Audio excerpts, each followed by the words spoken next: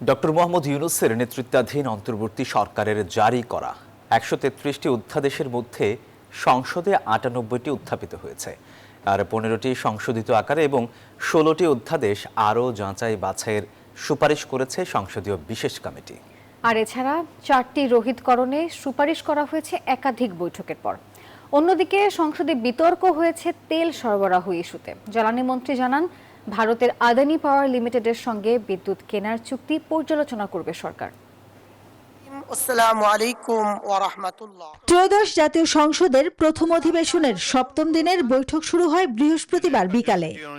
এখন প্রশ্ন জিজ্ঞাসা এবং নির্ধারিত প্রশ্নোত্তর পর্বে নিজ নিজ এলাকার উন্নয়নের জন্য বিভিন্ন দাবি দেওয়া তুলে ধরেন সংসদ সদস্যরা। জনগণের ভোগান্তি লাঘবে নতুন গ্যাস সংযোগের কোনো পদক্ষেপ গ্রহণ করিবেন কিনা, হইলে তাহা কবে নাগাদ বাস্তবায়ন করা হইবে। চলাঞ্চলের মানুষগুলোকে বেকারত্ব দূর করার জন্য কোনো শিল্প এলাকা সেখানে গড়ে ওঠা সম্ভব কিনা আর কি আপনার এটি আমি জানতে চাই। বসুন্ধরা টিস্যু, অশুদ্ধতার বিরুদ্ধে এক বিন্দুও ছাড় নয়। সংসদে অন্তর্বর্তী সরকারের ১৩৩টি অধ্যাদেশের মধ্যে ৯৮টি উত্থাপিত হয়, ১৫টি সংশোধিত আকারে এবং ১৬টি অধ্যাদেশ আরও যাচাই বাছাইয়ের সুপারিশ করেছে সংসদীয় বিশেষ কমিটি। এর আগে একাধিক বৈঠকে এসব সুপারিশ করা হয়। এছাড়াও ৪টি রোহিতকরণের সুপারিশও করা হয়েছে। উঠে আসে দেশের পেট্রোল পাম্পগুলোতে জ্বালানি তেলের সংকটের প্রসঙ্গ।